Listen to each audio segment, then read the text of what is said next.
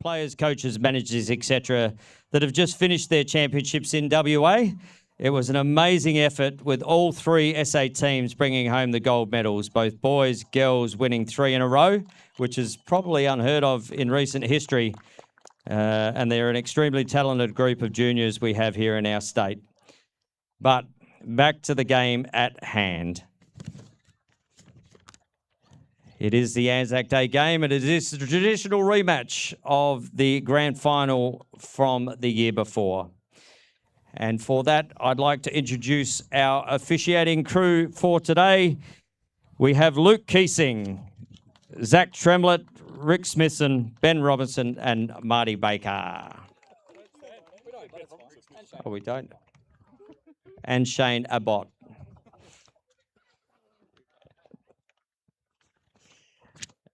And we will introduce the Brighton Lacrosse Club. Number 2, Bailey Attenborough. Number 3, Riley Attenborough. Number 4, Zach Parrish. Number 6, Tom Perkins. Number 7, Toby Virgo. Number 8, Clint Barker. Number 9, Arlen Lim. Number 11, Jackson Stock. Number 14, Tom Polden. Number 16, Will Inglis. Number 19, Matt Fuss. Number 20, Tyler Mead.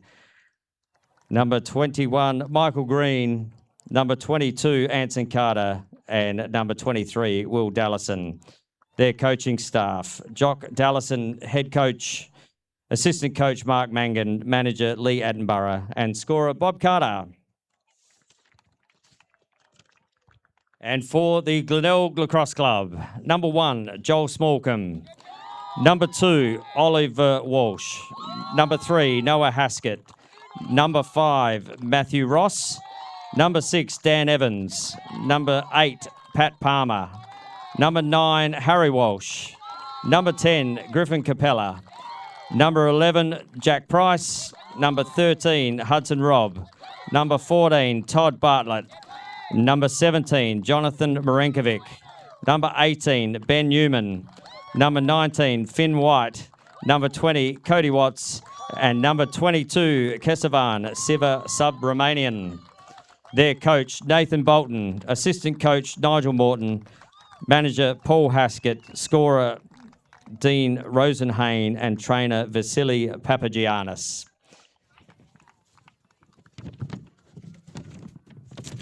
And now I will hand over to Deirdre Owen, who will present the ode. Thank you. If those are able, could you please stand for the ode?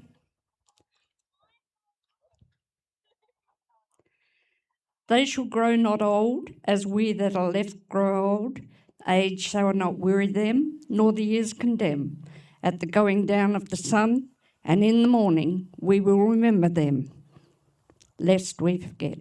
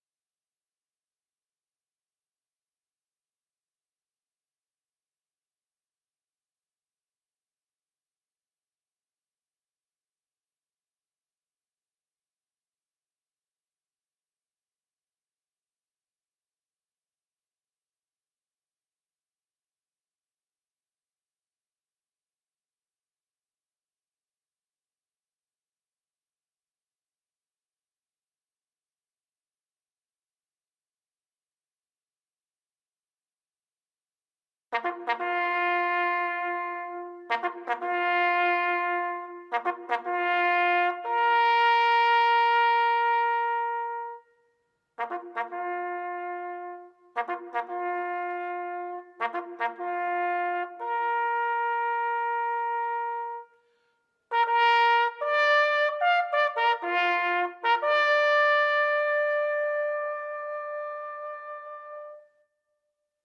we forget. Thank you, Deirdre. And now we'll have the captains come to the officials for the official coin toss.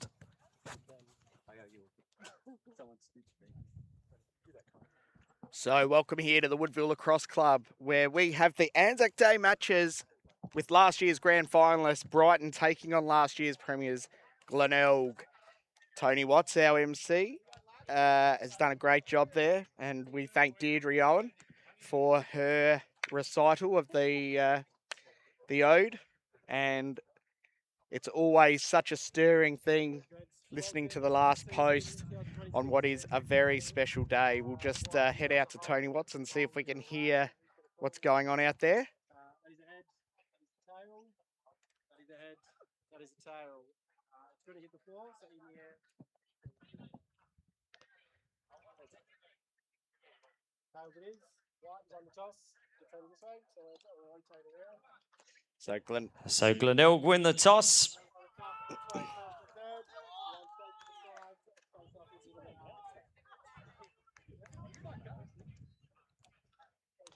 Glenelg winning the toss. They've decided to shoot to the right-hand side of your screen. Just a bit of a pre-game joke in what is going to shape up to be a massive day. With the coin toss, Glenelg winning the toss. So we're up for a big game here. Last year's grand final rematches. Tony Watts finishes his MC duties for the pre-game and joins us in the commentary booth. It is a really warm day here, so the players will want to be rehydrated or hydrated all day. And we've just seen the Brighton Bombers beat Woodville 12-1 in the women's match. This match hopefully will be a much closer affair, and I'm tipping it's going to be a close one as Tony just sits in his seat and gets his paperwork in order.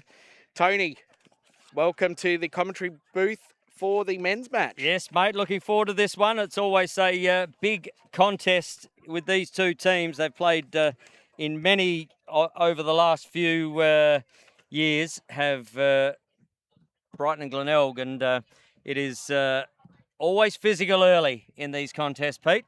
They have created a real rivalry as we see Glenelg take the field first. And apologies to Mr. Shane Abbott. I owe him a beer. He is the head referee for today, not Ben Robinson. Not to worry, mate. I'm sure you've known Shane long enough. I think he'll be okay with that slight error as the players run out for the lineup, where the officials will just tell the boys, play for the ball, play a good game, a nice fair game, a hard game, but the ball is what you want, Tone. It is indeed, and you have the ball, you have control, Pete, and they'll be looking for control early on here. Again, both keepers in the cage have been respected for these two teams for the last sort of 6 to 7 years, and they've both won multiple premierships. But yeah, that's where it normally gets one and done. And one of these guys, and it always stands up. And I think this is going to, you cannot have a better day for it. There's a slight breeze coming across, so with the gear on. It is the first game of the season, Pete. And it's going to be an absolute rip tickler. Yeah, I can't wait for this one. And a couple of new, well, not new inclusions. I suppose it's new to this team is the Walsh brothers coming over from Woodville back to their roots Junior at Glenelg. club. Yep. They went away and got some state league experience and have come back, and they'll certainly bolster this side. Look, what a fantastic thing too. You know, young players seeking opportunities, want to develop their game. And they've done that, and now they're returning home to the club. It'd be great to see more of that, I think, Tone. It is, and another one playing his first game today is Matt Ross for Glenelg. So State League debut as Jackson Stock does what Jackson Stock does, gets down and fires that one to the right. But that's what he can do in the face-off, mate. Yeah, he's very dangerous, Jackson Stock. Not a Fogo either. He is a bona fide lacrosse player. He'll tell you he's an offensive player now. Oh, yeah, there you go. He started out as that Fogo, come off, face-off, get off. But he is a genuine threat. And Guaranteed. often gets 2 or 3 points a game. So, and whenever I used to coach against him, if you thought you went 50% against him, you probably were in the contest. If you were anywhere outside of that, you were probably not. Yep. Good day out if you're 50% against Jackson Stock. It is indeed, as Attenborough takes the ball up the top. Now Stock again goes. This is his second opportunity. Great trail check there from Palmer. Watts picks it up, dumps it out on the outer side. And coming down here, Harry Walsh back in the Glenelg colours for the first time in a couple of years. And he gets a touch early, so now Glenelg into offence. And Dan Evans, he doesn't mind coming on this right-hand side. Tom Polden out there, flag on the play. So flag's flying high early.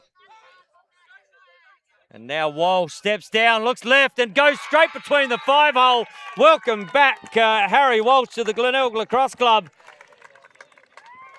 Second touch for the day. Walsh comes down on the left hand and puts that one between the 5-hole there of Barker. Yeah, look, when the Walsh brothers, both Harry and Ollie, were massive for Woodville last year. They were great players, and when I heard they were going back to Glenelg, I thought, you know, that's a really nice thing to see.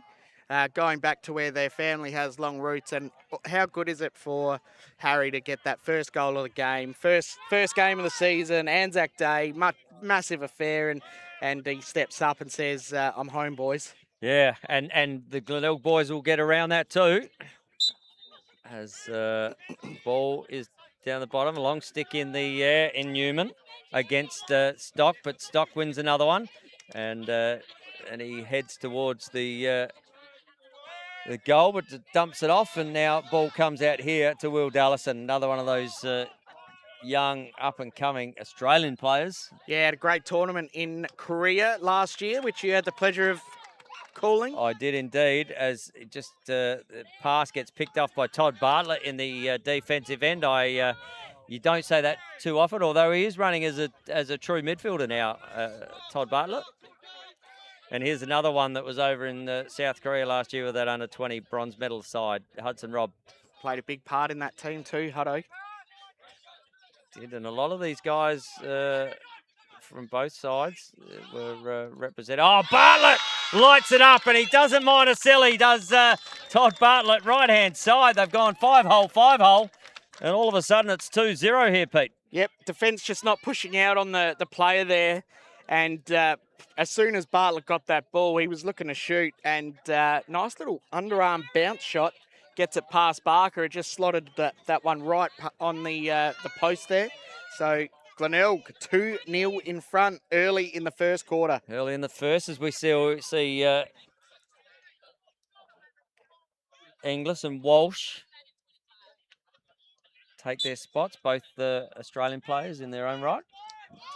And ball picked up by Walsh. Good ground ball. And there's a glove on the ground. I don't know whose that is, but maybe Pat Palmer. He says, right, I'm subbing anyway, boys. And ball comes down the back. Oh, nice backdoor cut there from Ollie Walsh. He was trying to get in the action early as well. His defender there just took his eyes off him there in Zach Parrish. Yeah, the Walsh boys are a great inclusion into this team. And again, bang! Goes top left-hand corner, does Harry Walsh. And gets his second of the game. Chippy not having a good start to the game, mate. Stick side high, that one. Missed it by a fair bit too, did Chippy. And I don't know, from this angle, we were right behind. I reckon there's a bit of swing on that one. Yeah, it looked like it faded away. But again, you're letting him shoot from just inside the 11-metre mark. And for anyone who's had a ball shot at them at that sort of pace from that distance, you don't get to see too much of it. Pete, you know that, mate, being an ex-goalie as well. Yep, I have played in goals, and the further out, the better for me, mate. Yeah, somewhere from the defensive end for me. Yeah. So ball on the ground. Good pick up again from Bartlett, but pressure coming now. Rob, he goes. His numbers here. Walsh just backs off. Down to Dan on the back corner. And now over to Price. So Price moves the ball on. Ollie Walsh. Down to Noah Haskett, and everyone's had a touch. Now looking to go on the left here. Shorty picked up. Rob looks to come around, not there. Now Price, he's picked the shorty up. He won't mind this matchup either. Matt Fuss, they would have seen plenty of each other in the Aussie as Rob, little BTB is not quite, and that ball will go the way of Glenelg. Good chase out there from Zach Parrish though. Jack Price played for Australia and New Zealand earlier this year and played a midi D role, Tone. So I actually rate he's got one of the best split dodgers in the comp. So good to see him playing some O. And he's 50-50 on both hands, mate. Yeah, That's the thing that gets him. You know, most people are natural left, natural right. You wouldn't know. Walsh just comes around and goes low to low. And Barker with a save. Now Polden will bring the ball out. Has Fuss ahead of him, but decides to go inboard there. And now Virgo kicks the ball over there to Lynn. And we are going to have a timeout here. Charge to Brighton. And they just want to have a quick chat about the offense. They haven't really had much of it so far, Pete, but they're going to make sure that they're on the same page here. Brighton and the coaching staff, just you can see Mango quite animated there. Yeah, I would think that this timeout might even be more about defence, Tone. The offense haven't been too bad. They've had a couple of shots. They've gone wide. One fell into Todd Bartlett's stick just out of luck. But, yeah, just the defence needs to really be pushing out, getting at least a stick on the hands there of the ball carrier and not allowing these shots to be let loose. Glenelg are chock full of shooters, so you need to have at least a stick on the bottom hand just to keep them honest, you know. That you do. And as we saw in the last game, defence wins games, and Addie Cunningham was very, very good in the cage for Brighton, winning the Elaine Ogilvie medal, if you've just joined us here. A 12-1 scoreline, Brighton over Woodville in the women's game. Yep, big win for Brighton there, and Woodville, you did mention it is a long season, so they got plenty of time to make that one back, but... yeah, not the way Woodville would have wanted to start their season. No, definitely not. And Brighton, well, they'll be looking to start their offensive season right here. Currently 3-0 down. And ball will come up the top here to Tyler Mead. Another one of those young Brighton guys. Had a good tournament over in Perth earlier with the under-18s too, Tyler. So Fuss being picked up by Palmer. Yeah, he's certainly come through those underage rep teams in fine style as, good little body there too to go on with. Ball on the deck, ball to be won. Oh, just straight through goes Capella. Yeah, I don't mind seeing that. He had nothing but eyes for the ball and just broke the pack apart with the body. Yeah, love to see it. He's been a young man who's trying to really find his spot, and he's really stepped up already this game. I've been really happy with the way he's been using that big size he's got and been really physical at the ball. Well, he looks like he's put on a bit of muscle and he's looking in the best. Oh, good over the other side. Mead! Good look through there and found Tyler Mead on the top corner. Went low to low, and Watts, well, he had nothing on that one. Yeah, look, I reckon that was Carter driving around on the right-hand side, and that man has got fantastic vision, reads the play well. He's a smart player, and Tyler Mead, just to be in the right spot at the right time, Carter found him and put that. It was a beautiful shot too, down low. Had to be Watts. A good shot as Watts was turning because he's not expecting that ball to get through that defence. He's gone through about 5 or 6 sticks that pass, but Carter just. You just someone like that who brings people into the play, as this man brings everyone into the play, normally himself. does Jackson Stock. Little flip up. Finds his teammate there in Will Inglis. Inglis just subs up and over. And Tony, 3-1 in favour of Brighton for the face-off possessions. and the opposite in the scoring. So maybe Jackson wants to lose a few. Yeah.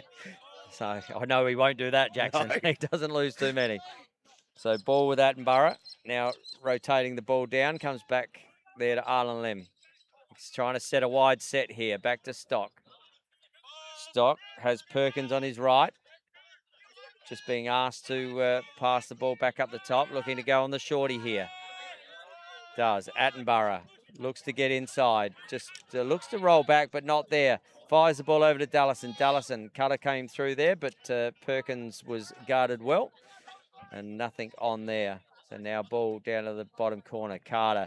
This is where someone just sat up and look at Stock. He's just gone to that same spot as Mead. Gets the ball there now too. Just bullocks in. And Benny Newman says, I've been hitting the gym too, mate. So Again, Capella on Carter. Really loved the way Griffin got right in on Carter and put a lot of pressure on him. nice little 1-2 there. Attenborough puts it up and over, and good pressure there from Hutto Rob, who saw that ball with the pressure sail up and over well over the keeper's head out of bounds, but backup had there by Stock. There's a little two-man game being set down there. Stock rolls back around on the right, gets above goal line extended. Now back to Lynn. Lynn has pace to burn if he can get through. Looks to free the hands, but great work there from Palmer. Down to Dallison. And now back the other side. Dallison receives it again, and Perkins pops out to get that ball. So sub happening here as Jackson Stock has done his work. And Jackson, you mentioned he would say he's an attacker. He likes to think of himself as an attacker. He picked up a long pole then. Yeah. So you know you're doing something right on the field when you're picking up a long pole. Yeah, when they're not swapping those shorties onto you. So ball down here with Dallison. Dallison up against K-Man. Now ball with Walsh. Looks inside. Oh, just missed the pass there of Lynn. Nice inside look, though. Beautiful look. We had again, we're in the best seat in the house here, Tone. That look was spot on, just a bit wide. And the camera angle, knowing if, I think Christian's up there on the camera. Oh, Sam Boise, well, much the same. Yep. You know, right behind that, you would have got a great view of that on the Australian Lacrosse Network in this game. It's 3-1 ball game.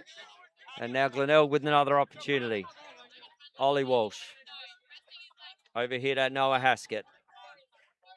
And obviously Henry Haskett not playing this year. They'll miss him. And mind you, Harry Walsh has picked up his number 9 from last year. And tell you what, he's probably just about outscored him now.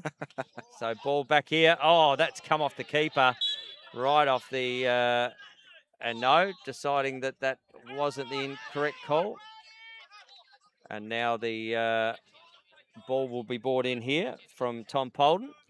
So good save there from Barker. Buck with a couple of saves now after letting those 3 in early. He's one man you don't want to be up and about because once he starts saving them, he doesn't stop. Doesn't good pace out here from Will Inglis to make Dan Evans run around a little bit. I'm sure Dan would be really appreciating Will running like that. Oh, ball in the middle. Ball to be picked up. Lynn, good enough to pick it up.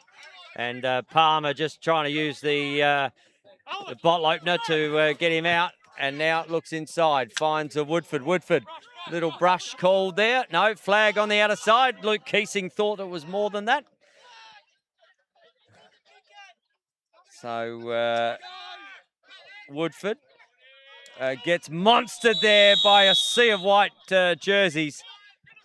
And there was a slash coming here, I think, Pete? Yeah, I think so, yep. Slash call there by official Keesing. I've really loved having a shot clock in the Nationals. Yeah. Yeah, you know, the loose ball doesn't stop the play in with a shot clock. So I'm actually, I was against the shot clock, but I think I'm starting to lean more and more towards it. It's just the infrastructure that will be the issue there now. Well, just like I sold a couple of things in my garage sale the other day, Pete. Sold 2 fans, and I think we're both fans of it. So ball back up to Woodford. Woodford looks over, finds Attenborough. Attenborough just finds Dallison coming around the back left-hand corner. Carter nearly got it in the stick, and that's not the one you want to go into his stick because he gives it back probably to Dallison just quickly. Yeah, with interest. So now Attenborough back up the top, finds Fuss down on the bottom. Lynn looks up. Fuss, he can't give him space in his hands. Ball back to, tink off the top bar. Ball on the deck to be won. Ball goes down. So do, like my 10-pin bowling game there. Only 3 pins go down. Back up the top. Fuss! Lights it up. Top shelf does Matty Fuss from 15 metres. And that had some serious heat on it. Yep, great look again from down low. Found Fuss at the top. And Fuss just lit that up. That was a rocket hitting the top corner. Not a lot anyone could have done about that. Even Cody Watts on his best day ever might have struggled with that one. Yep, well, I'll tell you what, and that's what I said. You've got to shut down the space from Matty Fuss. You cannot let him free his arms because he is a world-class shooter. You know, 3-time Sharks player. You don't get those accolades unless you can play ball. Yep. Oh, Dallison, can he even it up? Yes, he can. And that's using the sun. That is just on inside right-hand pipe. And Dallison goes, well, back to back. And perfect spot to shoot from. Yeah, great work from Brighton to chase that 3-0 lead they let on. But Dallison, again, what a great shot. And again, perfect view. The sun might have played a big factor in that one for Cody. But the way that come off the bar straight in the goal, it was sexy. just a little schnick of a tink inside. Beautiful. And found the net, and these beautiful goals provided by the CGR Foundation. Yep. I've got Carter down for 3 assists so far, Tony. 3 assists. Well, they've only got 3 goals, so if he continues like that, he could get 10. And we do see that in games sometimes. Yeah, and he's one of those players as well that he'll value an assist just as much as a goal any day of the week. He will. So Brighton with a bit of a roll, and it's always an arm wrestle with these teams, and you find at some point someone just ekes out by a couple, but there's never very many goals in a Brighton Glenelg Men's State League game, and especially not on ANZAC Day. No, not at all. As Woodford looks over, finds Stock, and you can see that sun, you can see the shadows probably on our screen. They're just going away. They're lengthening a little bit, which means the sun's in that perfect position. Oh, in the back corner there goes Lynn. Carter looking to get inside. Carter, little bounce past. Almost I don't know whether he twizzled that one with a little bit of Shane Warne around him. Yeah, possibly, but Griff Capella's been really good on Carter so far, but the change of direction, I think, is what Carter was going for there, and Capella a little bit slower on that change of direction. And by the time it got to the third change of direction, Carter had that step on him. He did, and just such a smooth finisher, isn't he, Anson Carter? Doesn't matter what form of the game, whether it's box, whether it's sixes, whether it's field. He knows how to put him in the back of the net. I'm sure he'll bring out a BTB at some stage, maybe a crease dive as well. He's a walking highlight reel. He is indeed. And for any young player playing offence, go and watch a fair bit of game footage on Anson Carter. You will learn a lot. That sun, I'm saying that'll really trouble shooting from this side, and Glenelg will have to use that in the second quarter, and that one's gone wide. Not damaging anything around the keeper's net. We've got a whistle on the play here. The good news for Glenelg, though, is it'll be worse in the next quarter, and Brighton will have that same problem. Yep, that they will. And as you say, as these shadows lengthen, that means the sun's right in that spot, Pete. And the second and third quarter here may come to play. And Glenelg had the opportunity to shoot the way they wanted, and they've decided that they were going to go up the field. Mm-hmm. So how that plays out as the game goes on, we're yet to be seen, but we will. So Perkins with the ball now. And down to Carter, the assist man. Well, he's got 1 and 3, Carter. So From 4 goals. from 4 goals. I mean, he's score involvements 4. So Carter again. Now Dallison, has he got another one? Yes, he does. Carter gets another assist. And Will Dallison getting his second and just using the sun to their advantage. Yeah, really smart from Brighton. And they are doing to Glenelg what Glenelg did to Brighton. Getting just a step away from your defender, letting him rip and making the absolute most of it. Those last few shots have been absolutely sensational from Brighton. Pinpoint, quick, really, really good goals. Well, to start a quarter at 1 and 4, mate, in an offensive end, I mean, some people don't have that in their career. Yeah, and some people might say Carter's at the end of his career based on his age, but he just keeps getting better with age, like a fine wine. There would be plenty of offensive players who would like to be out there on the receiving end of some of these. But you've got to finish him, and Will Dallison, well, he's done it twice now from this left-hand side. And Brighton again now with momentum. It was Glenelg got out to a 3-0 lead, and they looked like they were just the timeout called, and good timeout called by the coaching staff of Brighton. Yep, whatever they said worked for sure, because it's been all Brighton since. Well, you get 4 timeouts in a game, Pete. Maybe if you're going to use your timeout and get 5 goals, maybe use all 4 of them. That's 20, and you win most games with 20 goals. You'd be very happy with 20 goals. Oh, inside, nearly steps in, Lynn. Now ball pack up, nice take. No, Woodford there. I actually thought Mead had that then, but Woodford was sneaking up behind him. And there was a slough of players in front of the keeper. Wouldn't have seen that quick stick coming. And Woodford, the old horse, still got it. Jack Woodford, I reckon I coached him maybe in a Panthers team in under 15s, and he was a fantastic centreman. Yep. He is now just a fantastic player, full stop. He's been great. And I reckon the assist there come from young Bailey Attenborough, who scored the game-winning goal in overtime. Double overtime? Double overtime in the under 18s. So, yep.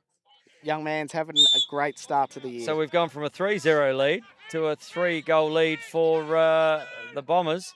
And outside again, Cody Watts had to be on his A game for that. That had a serious heat again. And just needs to pick the ball up.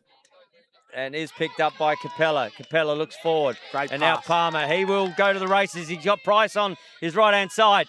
Looks up, looks inside, down the bottom here. And fired past the cage there from Noah Haskett. But back up there was an opportunity for Glenelg there in transition. Good save there from Watts. Great save, yeah, the way he read that all the way into his stick. And just unlucky there, Glenelg. And that is why he tried the quick stick there, as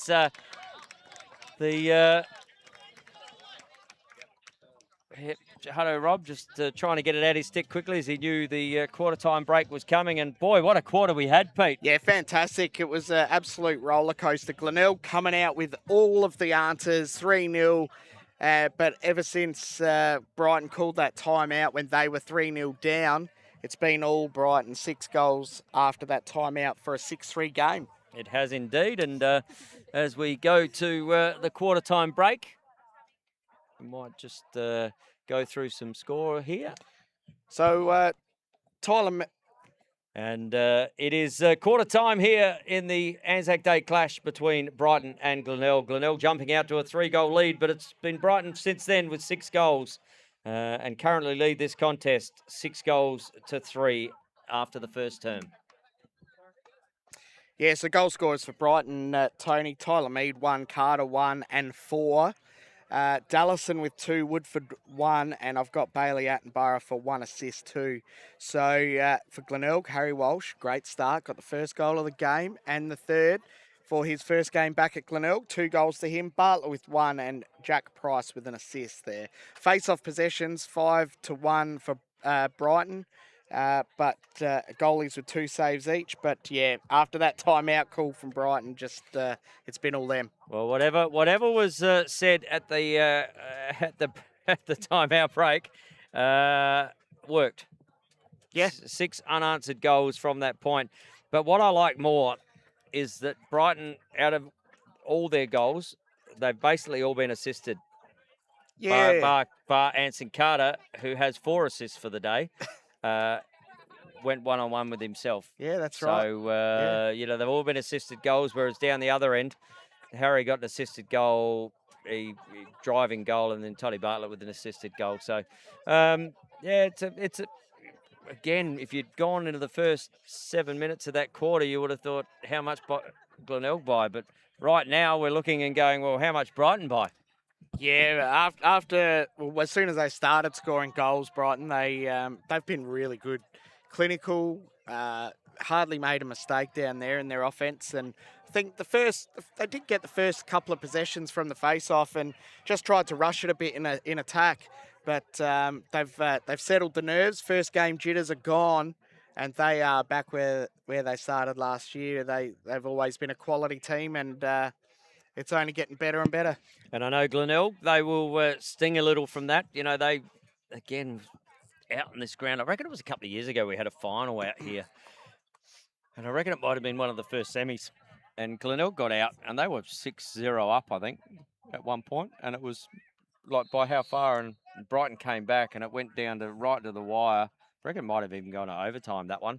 And, so anything can happen in these contests, but it currently is Brighton 6, Glenelg 3. If you are joining us on the Australian Lacrosse Network, welcome from wherever you are.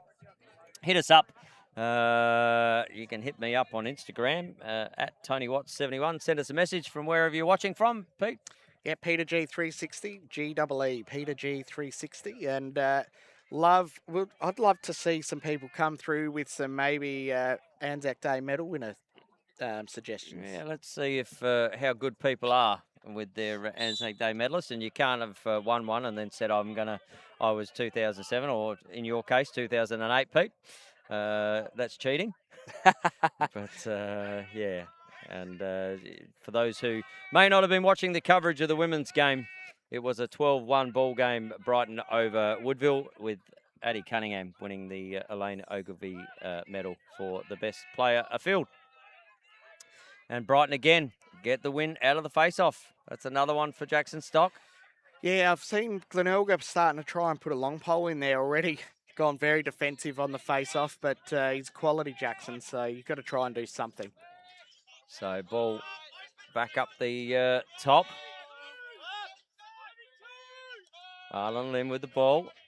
Has Woodford. They've set a really wide set here, so they've drawn out those defences, as a lot of the men's game do now, to try and create space behind. So that's a moving pick, and well picked up there. From someone who used to do that a lot, Pete, I know exactly what a moving pick is. Interesting, that one, Tone, because I don't think there was a pick there. Oh, that is Haskett. Is it? Haskett or what? No, Haskett. Haskett, yeah. Using that sun, we said that playing from this side was going to be tough, and Haskett's done right, exactly that. Put the shot past Barker there. I won't lie, Pete, I was still looking down the other end of the ground, and I looked up, and that transition went really quickly.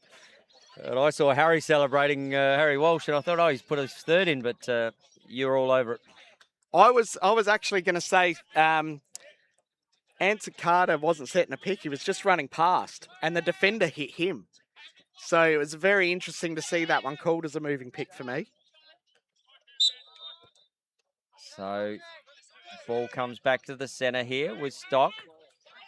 Yeah, it's a fine line, isn't it? When you and there's an unforced error. And we saw this in the game earlier. You cannot give your opposition easy possession. No, yeah, Woodville made a lot of mistakes in that last game, and it cost them. And both these teams can't afford unforced errors because the other team will make them pay. So now Ollie Walsh with the ball. Stops his man on a dime there in Zach Parrish. And Glenelg with the offense. So, yeah, we'll see how they use that sun this quarter. They have a couple of good lefties here in Hudson Robb and Noah Haskett. And Jack Price, because he's either or. Bartlett steps up, looks in. Oh, nice inside feed there. Bartlett just looked to unload, then just raised the eyes a little bit, found Noah Haskett sitting on the bottom corner, and easy as you like, Noah Haskett gets 2 in a row. I say all the time, Tony, lacrosse is a very physical game, but just as much as it's a physical game, it's also a mental game. Todd Bartlett sold the candy there. He was driving for the goal and the defence were going to him. Smart play, kept his eyes up, found Haskett on the corner with no one on him, put the easy one away. Back to a 1-goal ball game. It's ebbing and flowing here at the Woodville Lacrosse Club. You've got Peter Greenhouse and Tony Watts here for the Australian Lacrosse Network in this ANZAC Day men's first round game. And maybe this is our golden goal, Pete. I love golden goals, Tony. I know you do. You're a fan now. As Jackson Stock takes the ball out, looks to get in. Oh, Jackson Stock off the shoulder. All clear, goes from the face-off to the cage. That one comes off the shoulder there of Cody Watts, but hits the back of these beautiful goals that have been donated by the Cal and Jake Robinson Foundation.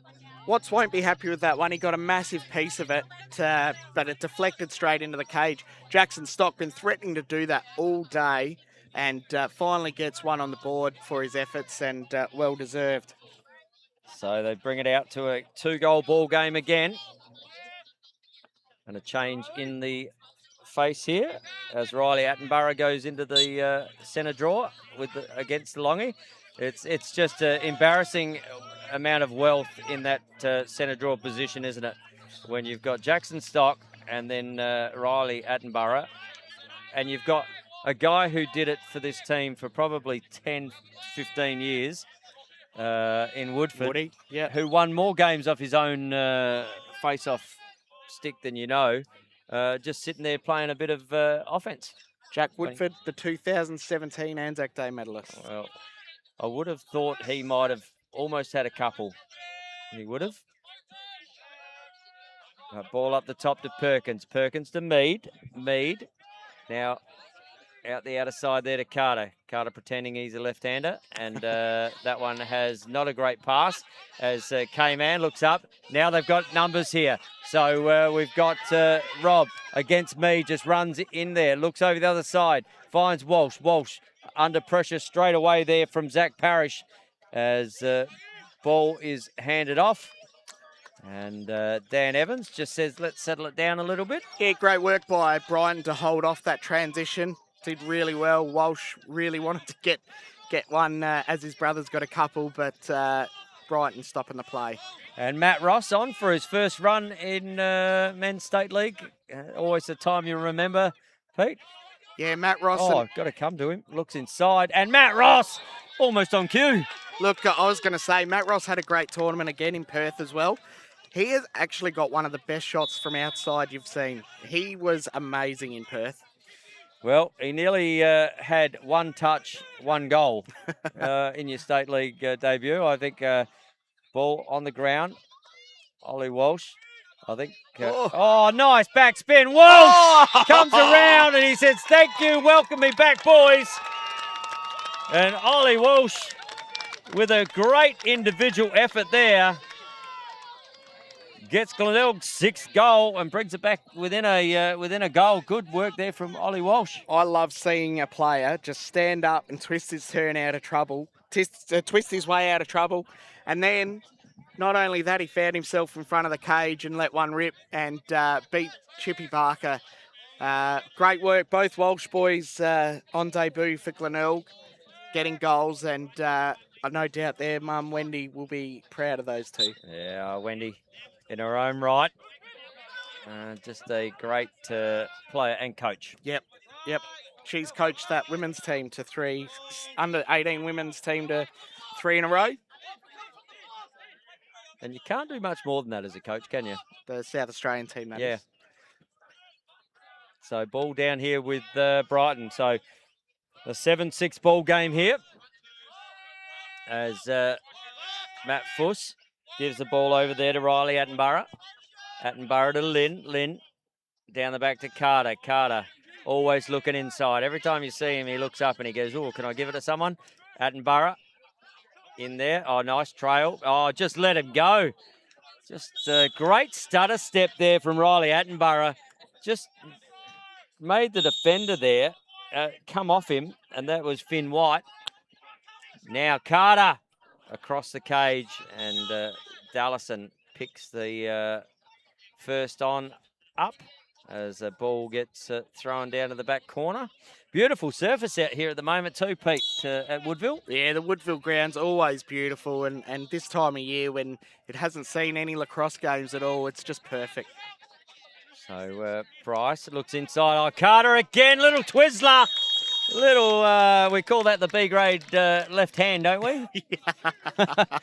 Just Carter able to get in onto the keeper and then just twizzled it on his left-hand side in his right hand. He is everywhere today, Anson Carter. If you're calling it early, you might have him listed as a Frank Owen medalist. Most likely Frank Owen medalist. But no, that's just typical Brighton, finding some space in the crease, giving it to your teammate, backing him in, and Carter, geez, when he's got the ball, he's always dangerous. He is indeed, as we saw then.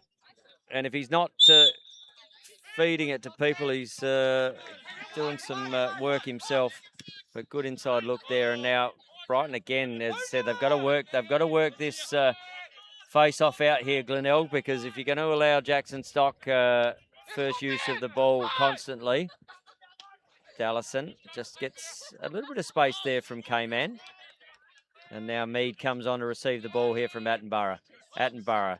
They've got Price stuck down in the defensive end, and I'm sure that there was a couple of screams of swap on that last defensive play. So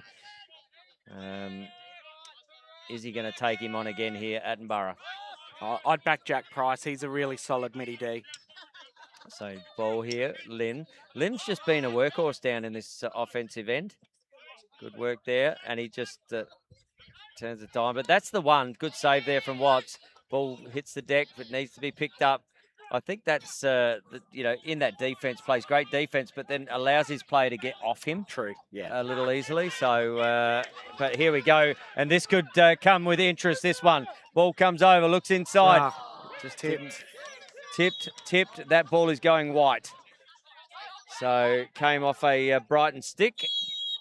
And again, they'll look to potentially utilise this left-hand side. They have to use this left-hand side, Tone. The sun is going to be so bad for Clint Barker. And when you've got Hudson Robb up on this top left, he can move that ball pretty quick. So that he can. Walsh down the back to Evans, to now finds Haskett. He's got a shorty there in Michael Green. He likes his matchup just a little bit. Ollie Walsh holding the crease with Dan Evans, looking to come around left. Now they'll slough off. Gets back around, and just too much space there for Noah Haskett. And you saw Ollie Walsh just take his man away, which created a hole there. Perfect. Come up on the left-hand side, and Noah Haskett gets his third of the game. Yeah, look, I was watching Ollie too, and as soon as Noah drove that left-hand side, immediately backpedaled, and there was actually two options there. Noah beat his man and was in front, got a great goal, but he could also have kept his head up and found Ollie Walsh, who was in a fantastic spot as well. That's what you want in offense. You want more than one option, because the defense then don't know what to do. You got to make them make a decision. But the coaches look back at that vision and watch what Ollie was doing, and here we go. So there's a loose ball push, maybe. No, let him play, they say. Good idea. And ball to Rob. Rob over to Ollie Walsh. Walsh already got one for his returning club. So now Dan Evans. It's the ball up here to Ross. Ross over there to Joel Smallcombe. Smallcombe, haven't called his name a lot yet in this game. And now Hudson Robb looks to get in. Rob just looked to shoot it before he had it there. Now he needs to work for his team and get the ball back. Ball comes out. Great work there from Hudson Robb. Rob back on the other side. Haskett looks to go again. Gets in. Good check there, but Haskett to win the ball. Ball comes up. Now Ross. They can settle this. And now to Dan Evans.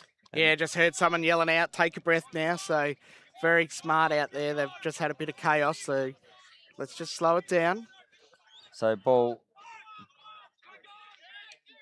with Dan Evans, and a little slower ball almost there. The old Glen McGrath slower ball.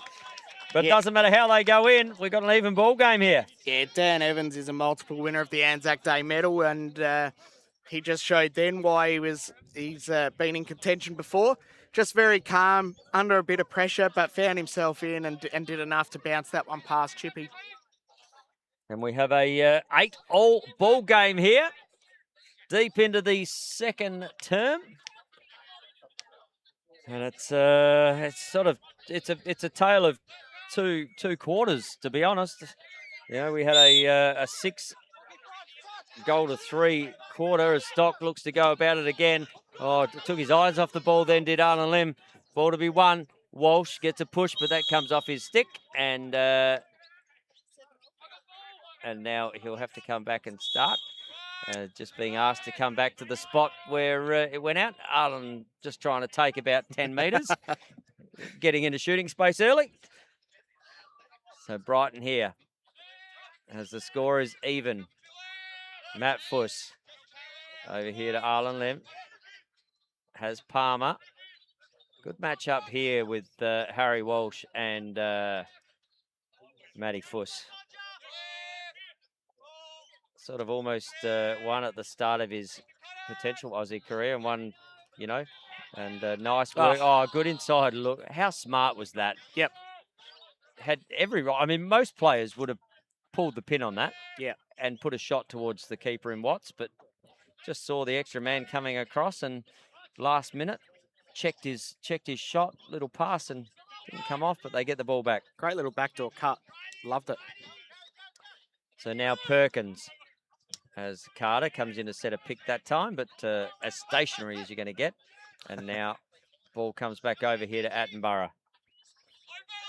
So Bailey Attenborough now here with Lim. Good work on the body there from Palmer up against Arlen Lim. Little swim move, which didn't exactly swim that well, and that ball's got to be picked off. No, in the crease. And now outlet, so here we go. Palmer used to be an attacker, doesn't mind firing a ball, looks on the bottom corner. Palmer, he probably, I'm not going to lie, every opportunity to have a shot there, but I tell you what, Noah Haskett did present on that bottom corner as the defense slid to him, and it would have been an easy one over and a shot on goal, but they had backup, so you know. I'm saying Pat should have done better with that. He was inside the 11. What, you reckon he should have just put it in with his stick? Oh, just pushed it over the line. He's a great player, Pat. Oh, inside, that's come off a Brighton player, so that'll be a Glenelg ball. And Walsh will pick that up. That is the Harry variety. And now that sun's back out again. So let's see. Brighton used it exceptionally well on this left-hand side. Walsh has Fuss. Now Green up against Bartlett. Bartlett looking to get past Green. Now rolls back. Slide comes. Nice inside dump there. Finds Haskett. Haskett fires the ball from the right-hand side on his left, and that one just goes past the cage, but backup had. Good look by Bartlett. Just drew the defender at the last moment and dumped it off. Good look. I'd love seeing players keeping their heads up. And just smart. Knew that double was coming quickly. As soon as he leaves his man, he's a chance. Nice inside. Oh, Walsh! Good save there from Chippy. He had the shovel shot. Now ball comes out. Finds Green on the outer side. Green passes it back. Oh, screaming for it is Will Inglis. And just about gets Ollie-fied. Ollie-fied. But not to be. And we're going to have a timeout here charged to Brighton with probably limited time in this second term. 2.5 minutes to go. But you lose your timeouts at halftime if you don't use them. That you do. 2 per half, and why not make something with the last 2.5 minutes here, Pete? Yeah, look, such a great game of lacrosse so far. We've had Glenelg coming out with a massive start, then Brighton getting a 6-goal run. We're here now at an 8-all ball game, so it's been a fantastic game to watch. Haskett's got a hat trick. Carter's got 2 and 4. So two players that have really stepped up for their team. But the big guy for me, Jackson Stock, has given Brighton a 10 face-off possessions to 2 from that face-off. And Glenelg have had to, their defence has worked hard to keep Brighton to just 8.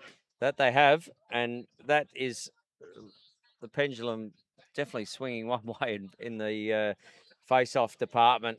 They're trying everything in there. They don't have, like Finn White was taking face-offs for Glenelg. He's now picked up a longie. Yeah, right. Dan Evans was taking face-offs, but he's now in the offense. Luke Keesing did it for years. He's now officiating.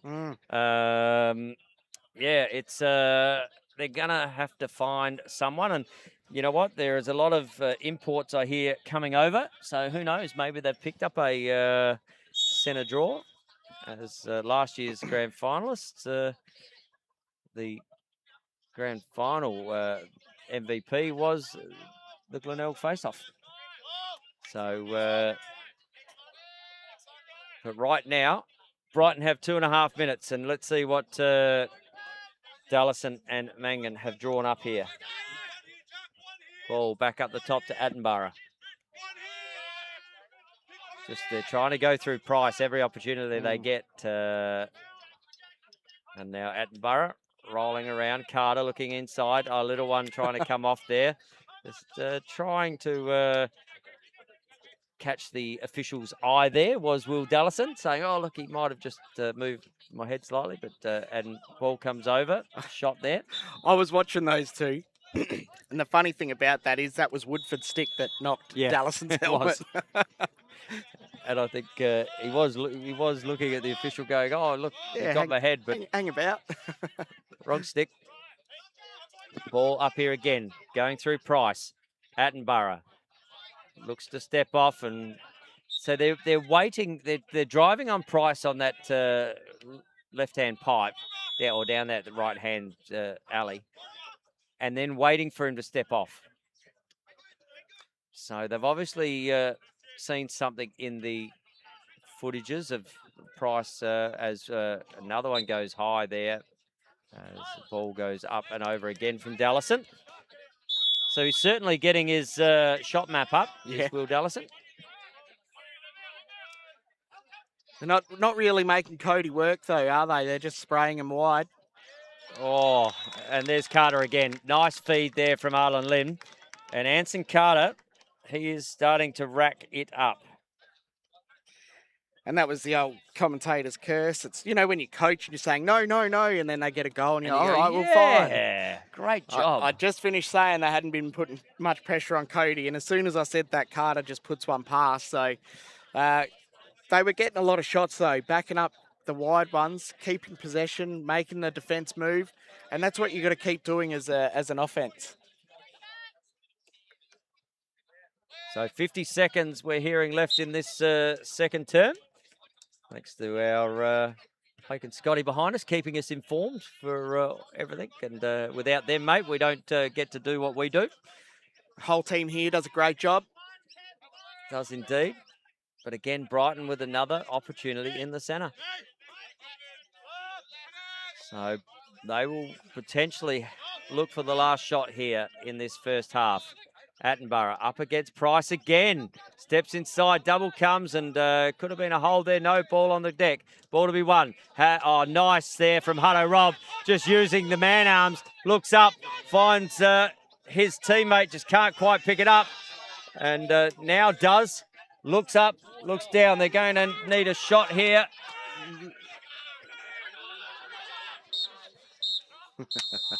And you could hear the coaches screaming over there, the other side, and they're all waving arms, and I'm thinking, we know there's limited time in this contest. They've probably got a timeout to use. Yeah. Why not, even with 5 seconds? Yeah. Set something up and have last shot. Yep, but that's it. Yeah, they haven't used one timeout at all that half, so they're gone. They can't use them again. Yep, so they'll get another 2 in the second half, but 9-8 ball game here, Pete. It's fantastic start to this contest. Great. This is what we love to see, isn't it? ANZAC Day, big grand final rematch. Beautiful day. Big crowd too here at the Woodville Lacrosse Club. But yeah, 9-8. Just quickly go through some goal scorers. Mead with 1. Carter, 3 goals, 4 assists. Yep. Fuss, 1 goal. Dallison, 2. Woodford, 1. Bailey Attenborough, 1 assist. Jackson Stock, 1 goal. Arlen Lim, 1 assist. So a great spread of goal scorers there, but Carter, the standout. Glenelg, Harry Walsh with 2. Bartlett with 1 and 1. Price with 1 assist. Haskett with 3 goals. Ollie Walsh 1 and Dan Evans with 1. So again, a nice spread of goal scorers there. But Jackson Stock in the face-off is absolutely dominating. Absolutely. And as we've got the crowd here, we might just give them a quick... So half-time here between Brighton and Glenelg. We see Brighton currently leading 9 goals to 8. Goal scorers in that first half leading for Brighton. We had Anson Carter with 3 and 4. Tyler Mead with 1. Matt Fuss with 1. Will Dallison with 2. And Jack Woodford with 1. And Jackson Stock also with 1. And for Glenelg, Harry Walsh with 2. Todd Bartlett with 1, Noah Haskett with 3, Ollie Walsh with 1, and Dan Evans with 1. 9-8 halftime scoreline.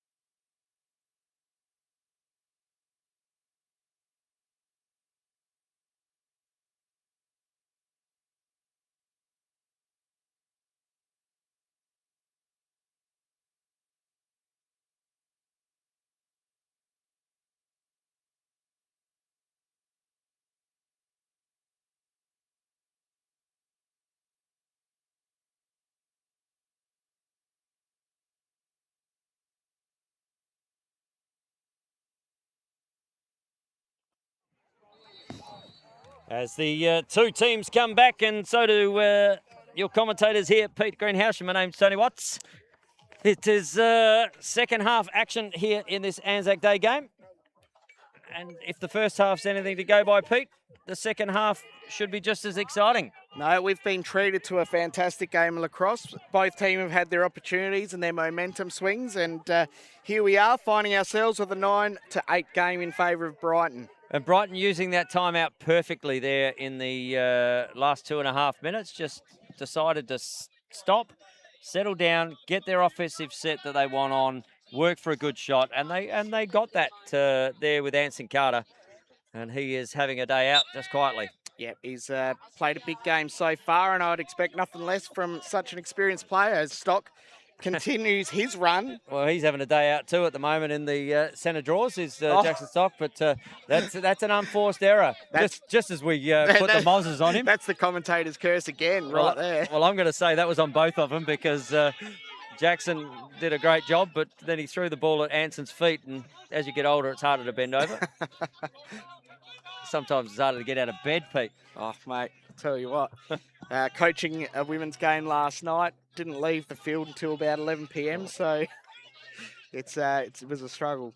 And nearly an unforced turnover again there as well, but Harry Walsh picks the ball up. He just looks like he has so much time, Harry Walsh. And this is a matchup here. Jack Bryce, doesn't matter long or short, he'll go on you. And because he's two-handed and can shoot just as well left and right with power, you never know as a defender which way you want to push him. As Dan Evans, just picked up here by Tom Polden, just trying to use his muscle. Ball just pops up. That could be fortuitous there, but ball hits the deck. Attenborough, he picks the ball up as Dan Evans just gets pressure. Good pressure.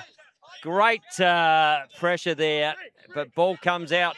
And Brighton here with an opportunity through Zach Parrish. Parrish looks over the opposite side, steps in, and Watts with a big save there off Arlen Lim, and ball could come back with just as much interest. Harry Walsh steps up, walks through his defender. Numbers, one down the bottom corner, that opens up on the opposite side. Oh, keeper came out of the cage, and Haskett just couldn't find the back of the net. Smart play from Haskett, though. He was under pressure right from having to catch that. He was really stretched out. But good idea for him to come out and get that shot off. And again, Chippy, you know what? He was going to die by the sword there, wasn't he? He was out the cage. I'm going to put pressure on and shut down that fasty. As Walsh picked up there by Virgo. Ball back up the top to Bartlett. Price wants the ball. Again, a couple of just... I'll say early season. Oh, we saw this earlier, and we've seen it again. Todd Bartlett from the right 45 just goes whoosh up into the top left-hand corner. And right behind that we were, Pete. That was nothing but net. I've loved watching the shooters from both teams, Tone. Todd's got a couple now where the shot has been from outside. It's been hard, but it has been so precise that it's actually taken a bit of the paint off the pole as it's gone past. This shooting display we're seeing today is so good. It's I love it. I love watching it. Oh, I'm excited. It's just lacrosse, isn't it? Lacrosse. Such a good work there from Stock again. And Stock, now he's beaten his man, so numbers could be here. Stock looks to step in. Good save again from Watts. So a couple of good saves there from Cody Watts. Puts the ball out in front. That's where the hamstrings start to get the sinew working when you're having to stretch like that at full pace. Cody Watts had a fantastic tournament for Australia in New Zealand earlier this year, and looks like he's starting this quarter the way he left that tournament. Well, again, he saw one early from Matt Fuss that he didn't see, and then managed to get the next one, but he's had a couple of good saves in the last couple of minutes. And again, defence wins games. Oh, I didn't see Ollie then. You know, I looked up and I didn't see Ollie then. Oh, Ollie Walsh gets inside. Nice inside look. Oh, fires. And hello, Rob. Right place, right time. Smart look inside there from Ollie Walsh. Yep, I'm liking what I'm seeing from Glenelg. They've started every quarter like this, really, really strong, moving the ball, quick on their feet. But yeah, hopefully they can get one in the back of the net for their efforts. Not this time, as the ball is picked up by Brighton. Virgo, just a little bit of shake and bake with the one-handed longie. And that one gets back there to Clint Barker. Barker has Matt Fuss.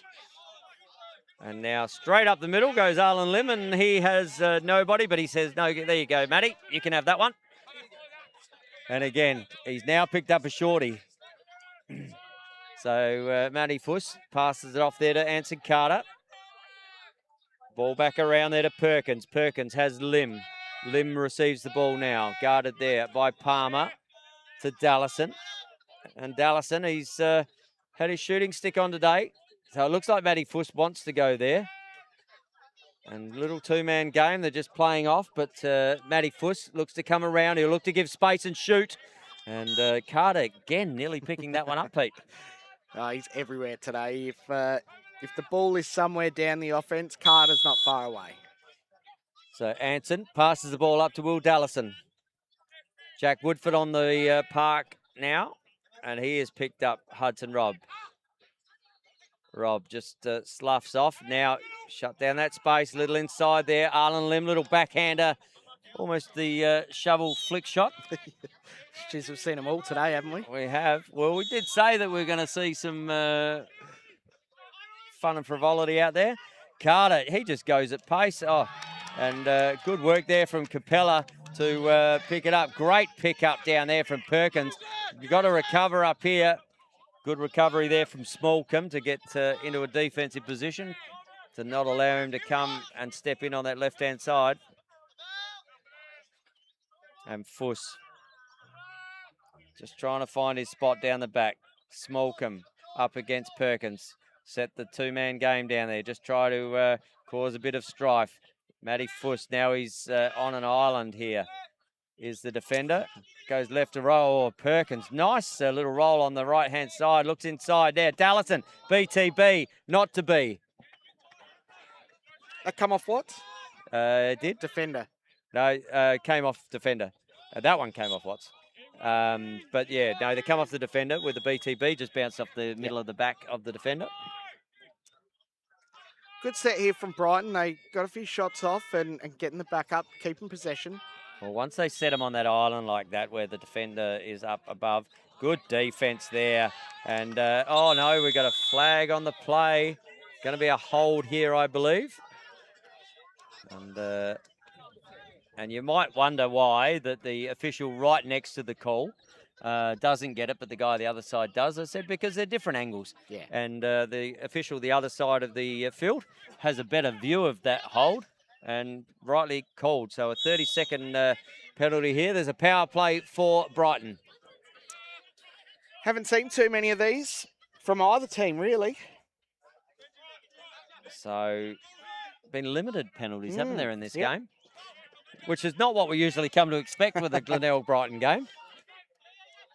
So Fuss, he's trying to get up that top. Look at him. He's open on that top and he just cannot give space. Oh, in the bottom, Carter. Good save again there from Watts in the crease. And needed to save that right on the doorstep. Wouldn't be the first time Carter scored a goal on a crease dive, but Watts was way too good. Watts is having a fantastic quarter. He's taken his tally from 3 to 7. Yep.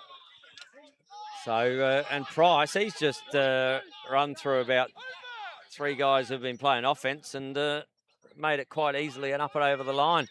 Not even having a breath. Well, I'm not going to lie. He is in peak physical condition, I would suggest, Jack Price right now. He's going all right. Played a lot of lacrosse recently. Yeah. So, and Harry Walsh just running away from Matty Ross. Now ball down the back, so space down there. Evans just looking in on the bottom, just trying to create something here. Little inside cut. Now he'll get it. There's the shorty matchup that they want. So ball now on the right. Walsh looks over, looks inside to Price. Price just rolls out. Great stick skills. Now Ollie Walsh. And just looking for We saw him come through before. Nice there to Ross. Ross fires. Back of the net. Ollie Walsh has got great vision, and you can see that's his role, isn't it?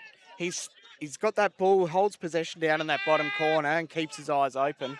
And Ross, just unlucky, the young man there, just putting that one through into the back of the net. Well, he found the net. Yeah, Just the wrong part of it and wrong side of it.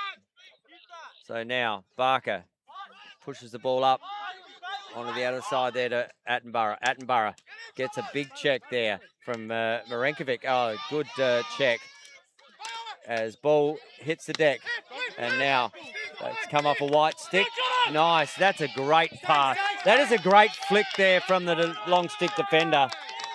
And Finn White, smart play, saw his teammate right behind him rather than win the, he wore a lot of checks, but little flick up, Pete. That was great communication right in front of us here, Tony, and you could hear it. Finn, I'm here, and Finn found him, and then that pass was out. Great bit of play there by Glenelg. Good team ground ball. And especially Marenkovic hasn't seen much game time today, but, you know, those little 1% as Hudson Robb gets the ball stuck in the stick. Mead has the ball. Haskett picks the ball up. Oh, that just found a little bit of wood. Barker comes out, cleans and a penalty coming here. Looks up, fires and pops it away. And out of nothing as Clint Barker came out to try and clear some space. And but up the top there, Hudson Robb gets his first of the day. And it might have just been a push here. So that could be waved off, I'd say. I'll tell you what, though, Hutto made it harder than it needed to be. He stuck that right in the top corner of an open goal. But good finish there. Under a bit of pressure, you know, you put yourself under pressure there where the goalie's coming back in and you don't want to shoot after he gets there. We've all had those moments, Pete, in the offensive end where you pick the ball up and you look and there's no one there and you go, all I've got to do is hit this cage from 10 metres, sometimes halfway line, sometimes the restraining line, as penalties have been declined, and that was just for a push there, Barker. But, yeah, and then you miss it and you go and you end up at training the following night or the following 2 nights later and you sit there from about that spot and you throw 100% of them. Not only that, but your teammates rib you for the whole session. So as we see Jackson Stock again winning another one out of the centre. And Glenelg take a 9-10 lead. So they're back in front here, Glenelg. And that cloud cover has come over, so the sun is not going to be an issue. Perfect timing for Cody Watts. That overcast, no shadows on the ground now, so sun taken out of the equation. It looks pretty grey out behind us. No rain in sight, but I don't see any breaks either. So maybe they were looking forward. Maybe they've got the bomb news and saw the last quarter was going to be sunny and bright. So ball here. Just a little bit high. That will be a flag as Attenborough fires. Good save there. Just stuck the foot out and said no thank you as Joel Smallcombe will head over there. And that a cross check, is it? Yeah, one for the cross check. No Shane Abbott there, right on the spot. And a very correct call, Pete. Yeah, he just went out with his arms outstretched and caught him on the neck, actually, and you have to call those. Player safety is paramount. And especially with the experience of Shane Abbott. Yeah. You know, world experience. So, but a power play. They'll look for Fuss here as well. Oh, no. That looked like it went through Cody's stick. Yep, but I think... As Attenborough gets that one? It looked to me that it absolutely hit Cody's stick, but... It just turned it. It spun in his hands like he just lost grip of it. So he will be kicking himself for that one because he was all over that. But Brighton nonetheless go get this game back to a tied game. That's why I thought it had actually gone through the stick. Yeah, because it just like that was like eating breakfast most times. Yeah. But again, start of the season, all it says is he's got to hit the gym more. Do some arms. You can tell him at dinner tonight. Yeah, he'd tell me to sit in there and take some shots. Matty Fuss just took his eyes off the ball. Good pick up there from Jackson Stock. Jackson Stock, they're asking for the ward, but not to be. Just get the tangle up there. And now Stock again. And save there from Watts. That's a better one. Yeah. As we have a whistle on the play, then that is just to stop clocks while we get a ball. Like you would anticipate that there would be at least 6 balls out in this field, maybe more. Yeah, you would think so. And whatever happened to the ones in the back of the line? Oh, no, over the top. And there it is again. And Will Dallison just being force-fed almost on that left-hand side. Yeah, Carter, great vision, just stepped in, drew the player, and Dallison had nobody on him. Had all the time in the world and made the most of every second the ball was in his stick. Again, the reason he had no one on him, because it was in a power play situation. And that's how much fouls can affect the scoreboard. But you still got to finish them. And we've seen plenty of people in the past, Pete, me included, you included, not finish those. Stock again doing a great job in the centre draw. Looks up, looks over. Good knockdown there from Palmer. Attenborough. Penalty has been released as Harry Walsh comes on. And ball down the back to the goal scorer, Will Dallison. As K-Man picks him up. The 2 9s love a bit of synergy. Arlen Lim and Harry Walsh playing against each other. Yep, we know how much you love your synergy, your number matchups. Yeah, they're just something about it. Ball over, finds Dallison. They've set a wide set again. As that swap's been made, he doubled his number now. He's got Benny Newman, number 18 on him. So it's still, even numbers. Second player. Next number comes to 36. Ball on the bottom corner. Perkins looking to come in. Doesn't see the guy coming off the backside. He was lucky that Ollie Walsh didn't find a bit of body there. Yep. As he would not have seen that coming. Ball back up the top. Bailey Attenborough. Now to Arlen Lim.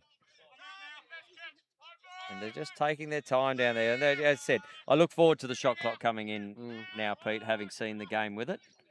Just to make the offense really have to push the ball. K-Man, he gets beaten inside.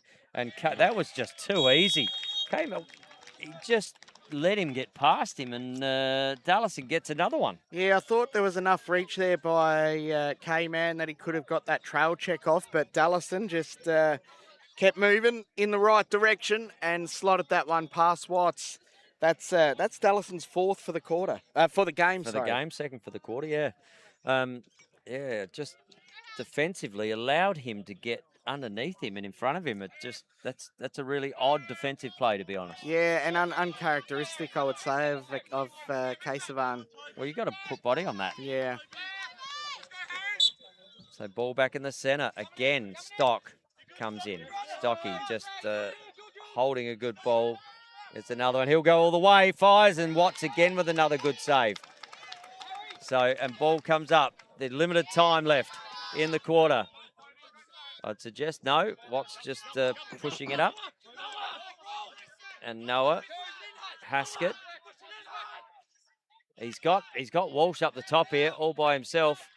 If he can find the ball with him. Oh, he needs to give it now. And ball back up the top. Kick the ball over. There's another man there. Oh. And Walsh. That was frustrating from an ex-coach, mate. It was a bit scrappy, Well, you had a 3-on-2 at the top. Yeah, I love talking about the extra pass, and they just weren't using the extra pass there. It was frustrating is a perfect word for it. So, ball on the bottom corner.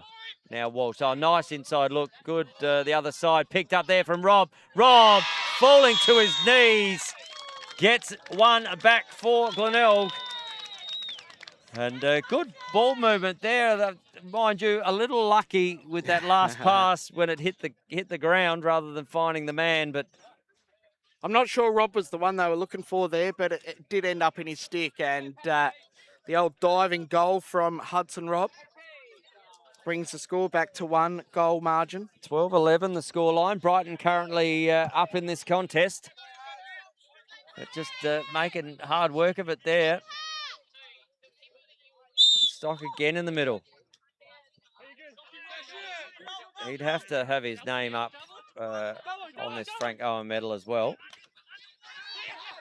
Done a power of work, and when you can give your team that much possession out of the centre. Yeah. And we've got a timeout here. Oh, offside. So Brighton offside as Inglis just came back onside, but Shane Abbott all over that. And now here's an opportunity for Glenelg without being settled. Walsh steps down. Didn't see Jack Woodford coming from the opposite side. And now Price hasn't troubled the scorer yet, Jack Price, but very well could, but not with shots like that. That one's just fired wide. Yep, we'll take that one again if we had the opportunity. So he's normally a prolific scorer. Is Price. So 10 seconds left. Can they get another one? Ah, yes, they can. Right on the death knell of three-quarter time. And Dan Evans gets a good feed from the back there. And Dan Evans evens it up at 12 all, and it's just about to go to three-quarter time, Pete.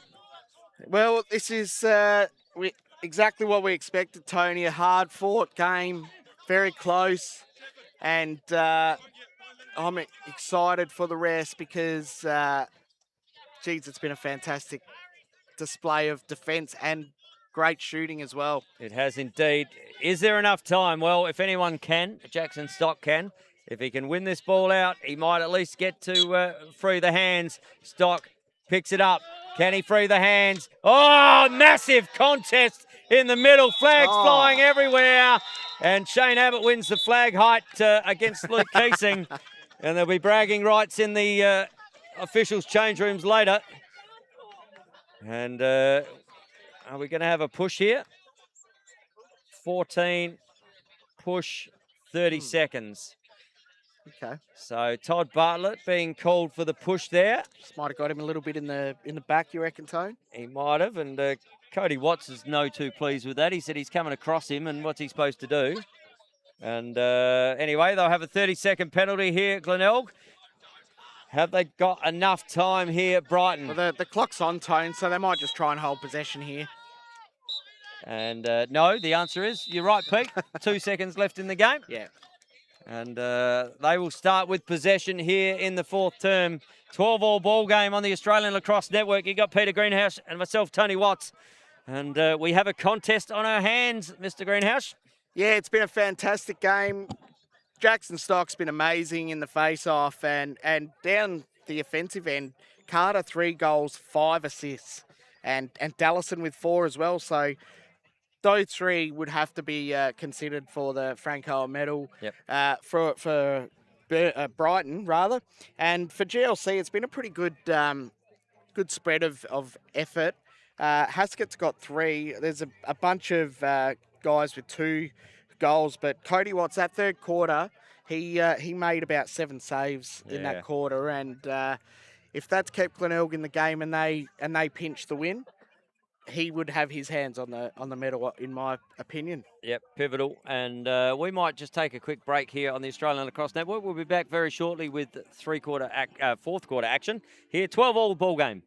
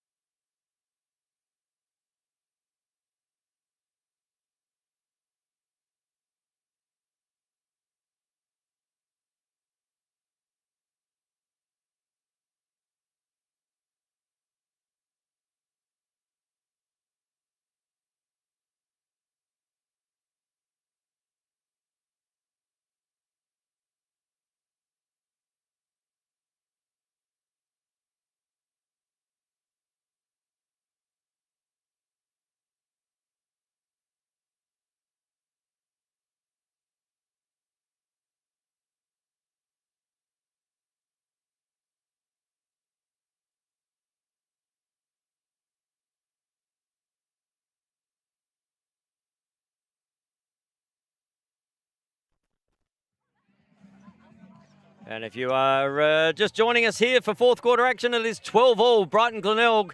And Brighton will start the ball in their offensive end with the ball in the stick of Will Dallison due to about a 28 seconds left on a penalty with possession. And for those who maybe don't watch lacrosse, if you have the ball in your possession and your opposition is in penalty, at the end of the quarter, you will start the quarter with the ball. So now an opportunity here for Brighton to strike early. They'll be looking at Fuss this side if they can get a real quick through ball to him. Needs to come out on the bottom corner. There's Carter just trying to work. And they're trying to find a little rotation here. Carter now on the bottom corner. One comes out. Back the other side. Attenborough up and over. Penalty released as Harry Walsh comes into the defensive end, I should say, from the offense. Even numbers, Pete. Yeah, shot went wide, but ANZAC Carter was on that bottom corner the whole time. That slide was coming way early, and I don't know why they just didn't dink it over to him. Yeah, just look to shoot and then dump on the bottom corner. Yeah. He's going to catch most things that get near him. So now they will work an offense here. Ball up the top to Woodford. Woodford over here to Fuss. Fuss back to Carter. Carter looks inside. Oh, nice little pass there. Just didn't quite find it. Dallison against K-Man. Looks to get the double. Back inside Attenborough. Attenborough fires again. And just wide, Pete. Yeah, I do enjoy watching them draw that player and then dumping it off. So great to find the extra pass there. So Matt Fuss has been in plenty of these contests, and that's uncharacteristic, as maybe just the ball wasn't sitting in the stick quite right, but managed to get in on the cage. Ball flies over, back up Had. Carter, he'll look for Fuss here in a second. And good work there from Capella. Inside there, looks up, and I don't know whether Arlen knew he had the ball or didn't have the ball then. But no damage done. Now here to Woodford. Woodford up against Price. Price putting massive pressure on in the defence. Slips over. Woodford now goes right again. Looks down the back. Finds Dallison. Looks inside. Oh, good crunch there as man is down. Oh, no, that doesn't look good. And that does not look good. So straight on and took a big hit. So as the training staff comes on, has not moved as yet. I think that's Will Dallison there. Yeah, it is, yeah. So we're going to have a break in play as some of the Glenelg players just take a knee.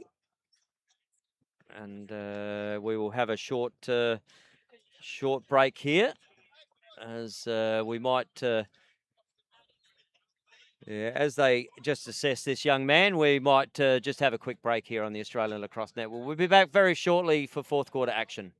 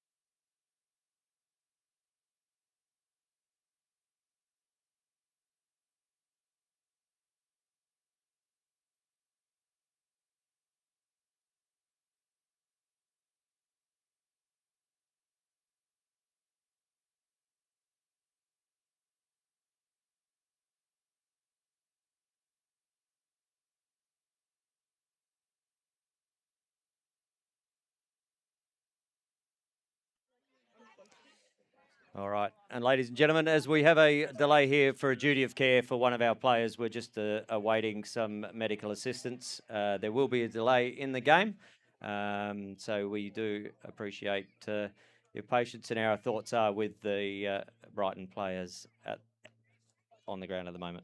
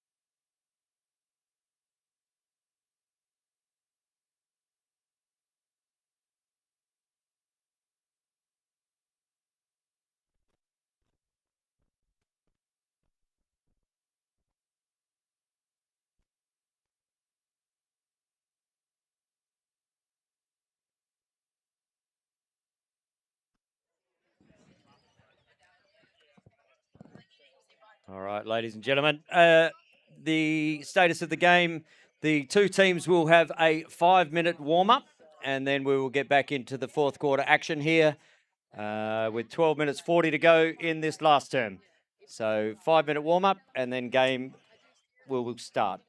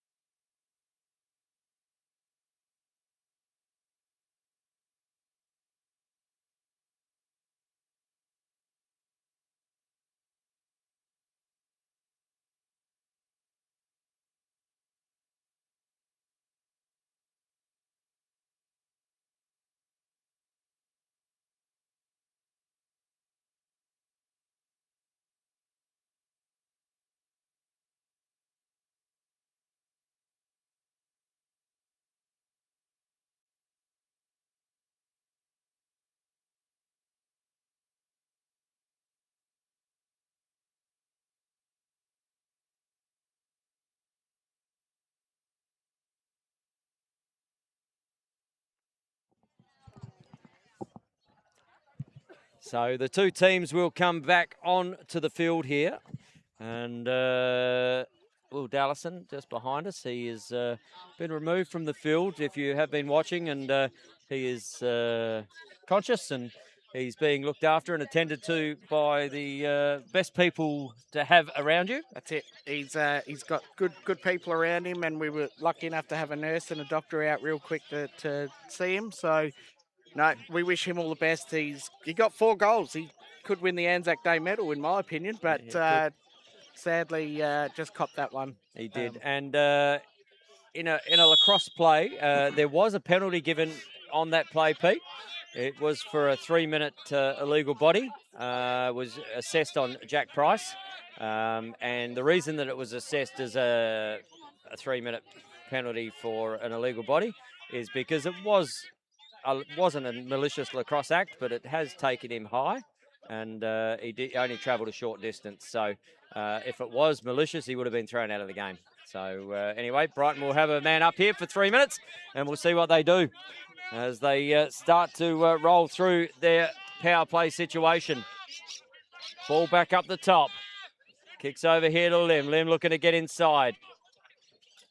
Down the bottom here to Carter. Back here to Lim. Lim fires and just throwing gumballs. I'll say that to Watts there. That was pretty easy for him.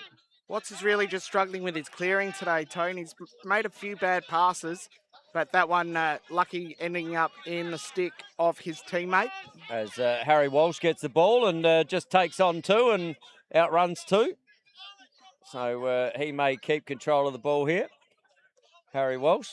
So they'll be man down here for about 2 minutes and 40 seconds with a 12-all ball game here, Pete, with no score in the fourth term. It's been an amazing game so far. We've had just about everything, and it'd be good to see a golden goal game for us anyway. we like golden goal games, Pete, and you're becoming more a fan of them every day. Well, when you get to call a double overtime grand final, mate, they tend to grow on you. Yeah, they do indeed, mate. And I must say, I was lucky enough for that one in Jeju for the first Australian game between Australia and the Haudenosaunee when Hutto Rob scored it, and it was right in front of where I was sitting in the commentary box. So there is nothing better as a little ice pick there, and that ball goes out of bounds. Good check there from the long stick defender. Great check, good turnover, but Glenelg have done a fair bit of work there, winding that clock down, just running that penalty down. So Virgo with that check there as Matty Fuss steps up and over. Straight back in a power play here. So if Glenelg can shut down this power play though, Pete, for 3 minutes, that goes a long way to giving them some real positive confidence. Absolutely, and coming into the end of this quarter at 12 apiece, every little bit helps. So ball here, a little BTB over, and that one's gone through the 5-hole there as Attenborough gets one from the little BTB pass there from Matty Fuss. And that is Bailey Attenborough, and I reckon that might even be his first today. Bailey Attenborough. Bailey, yep, that's his first goal. And we've got a 13-12 ball game. First score of the fourth term with the interruption to play there, or the stop of play, I should say, to assess a player. So there is, and it has been like this all day, Pete. It has. Ebbing and flowing. Stock with the ball. Oh, great work there from Palmer. And just flicks it back up and over. And there's going to be a timeout called here. So Glenelg just waste one of their timeouts. But great work there from Palmer. Not too many people have been able to beat Stocky in the middle today. No, well, I've got about an 18 or 17 to 3 face-off possession win. And Stocky has certainly given Brighton the best run of play from the face-offs, but Glenelg's defence have been a bit stingy, and yeah. Well, the two teams right now at 13-12, and we've seen the way quarters ebb and flow in between. Do we have a golden goal? Yes, I hope we do. And more for the viewing public, Pete, because we're men of the people. That's right. We're not selfish enough to want the golden goal for ourselves, mate. No, and if you're going to have golden goal, you may as well get the punters involved. So, but Glenelg calling a timeout to have a settled offence here, and they'll look to try and even this one up with probably about. Well, the penalty is still on, so you're probably thinking about 11 minutes to go, give or take. We don't have a timer in front of us, but when we see Jack get off the seat, I'll know it's 9 minutes and 40 seconds. That you will. So, and there it is. So 9 minutes 40 to go in the fourth term. On cue. Without a time clock in front of me. Now, Price has the ball, gets down left, fires. Out the back. Hits the back of the net, And good work there from Rob, trying to just create a little bit of carnage down there and get in the way of the throw there from Barker. As Zach Parrish has the ball, gives it back to Barker. And see on this outer side here, Inglis up against Rob. And now up and over, finds Attenborough. And the 2 threes just come together, but one has to stop because there's a white line there. And just looking a little sore in the shoulder there is Will Inglis in front of us. But it's a contest, so why wouldn't he be slightly sore? Yeah, absolutely. He's a tough cookie. I could hear Zach Tremlett just saying, "Let us know if you need to stop." But Yeah. And fantastic communication from the officials as well. yeah, it's good. On I really like when I've played in the past. I've liked being able to discuss things with Watts the again with a big save. Sorry, officials. but No, that's fine. Great save by Watts. But yeah, I prefer having officials I can speak to rather than those that don't want to have a word with you. correct. So Bartlett, and again Attenborough just coming down that right-hand side or right-hand alley and found Watts, but Watts, again, another good save. He's having a great second half, Cody. Puts the ball back, Matt Ross, and at pace here goes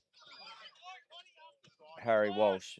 Back up to Dan Evans. Dan Evans on the bottom corner. Nice little inside look to Haskett. Haskett not there. He's come out the cage a lot so far as Matty Fuss goes to run around and just gets a little one downfield. Ball with Polden. Polden used to be a short sticker, mate. Doesn't mind firing a ball when he has an opportunity, especially in a long stick, and doesn't. And up and over the player it goes. And I actually coached him in an under-18 South Australian team with Nick Brown and Lee over in Perth. And he had a shorty that contest, and he was a very good attacker.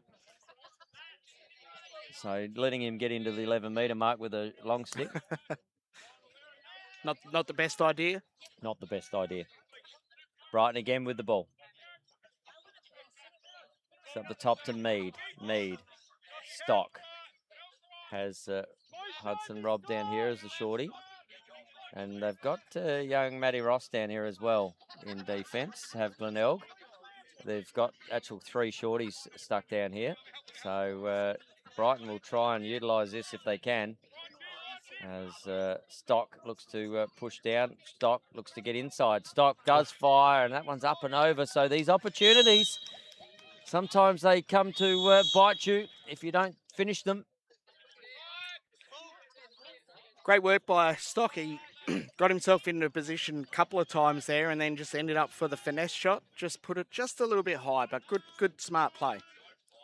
So, again, Glenelg with 3 short sticks in their defensive end at the moment. So you'd think Brighton could have an advantage here because these guys aren't going to be having played a lot, even at practices like this. Little bit of rough in the middle. Ball to be won. Woodford gets the ball dispossessed there. Great work there from Harry Walsh, but was able to go and pick that up quite easily in the end there, Pete. Yeah, he just kicked it out to space and had some room to move, some time up his sleeve.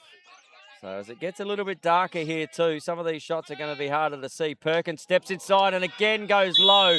And again, another slip there. And we've got Kesavan, who is heading to the bench. He looks like he's done a calf. Kesavan Subramanian. He's hopping off. He might do his other calf if he keeps that up. I was going to say, hopping like that. We've got a 1-minute penalty there. And another one limping off. Newman. So they had 3 shorties down there, and there was only 3 longies, and 2 of the longies have come off injured. Yeah. Not what the goalkeeper Watts would want to see. No.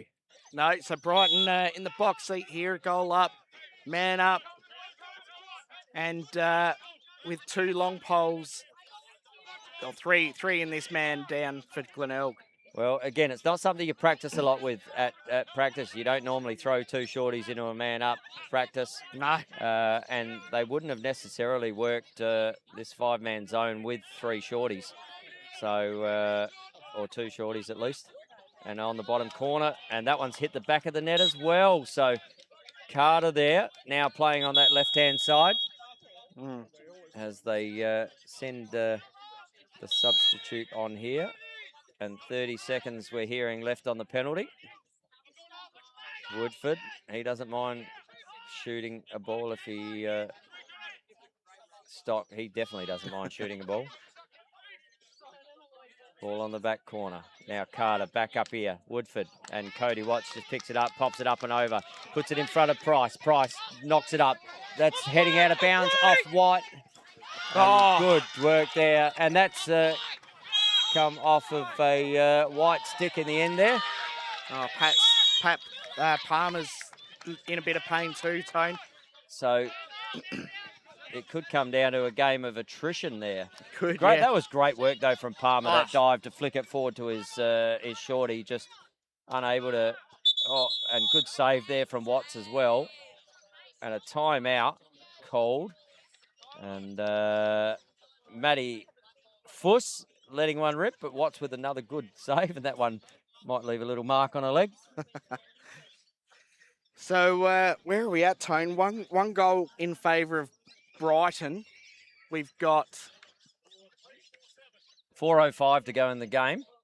and we've got at least two defenders are really struggling. A third in Pat Palmer is Who in just a got bit of up a pain. bit sore from that one. And Brighton are up and about, but don't have Dallison anymore because he's unfortunately been being looked after. Yep. And he was conscious and he was talking and he was everything. So as a precaution though, and we do have a duty of care to our young 100%, athletes, and especially someone like Will Dallison who has big future. well, he's got a contract. Yeah. You know, I mean, it's not. This is a lot of future. So. Yeah. So we still, I think Brighton might at this point in time. My feeling is they're going to eke away. Yeah, well, I'm feeling that they're going to take as much time out of the clock as they can here because they are a goal up. Again, I said at the start of the contest it may come down to the goalkeepers. So if they can get another big stop here and come down, and then we're into golden goal territory, Pete. So I'm still on golden goal. Just depends on how much push they put out here. But Newman's back out on the ground now, so they've got one back. And as Mead looks to get inside. Oh, there you go. That is the unforced error that Glenelg will be looking for as Jack Price picks it up. And Jack will look to run it in and out. And he's got Walsh there. So Walsh, is he going to be the hero today? He got the first 2 of the game, or 2 out of the first 3, I should say. Yep. So ticking under 4 minutes to go here in the 4th term. We've got a 13-12 ball game. Still anybody's game. And now ball down the back to Noah Haskett. Haskett over there to Ollie Walsh. Walsh has Price. And now Harry Walsh. He looks to take Jackson Stock up the top as they try to shut down the lefty here and gets inside. Not there. Good defense there from Will Inglis.